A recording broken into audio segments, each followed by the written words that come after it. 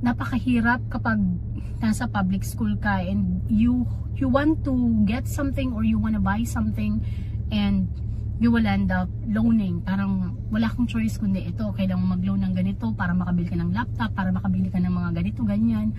So that's what I did. Up to the point na sabi ko, dami ko na palang utang.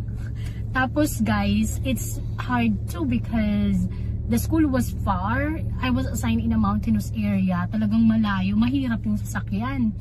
So what I did, tapos laging maulan. So what I did, I bought a second-hand car para, ayun, para mag-drive ako, para hindi na ako nahihirapan sa transportation.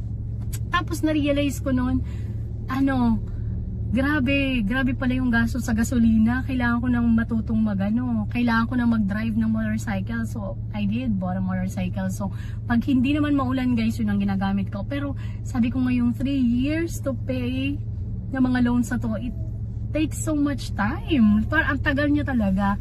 So, sabi ko, I need more.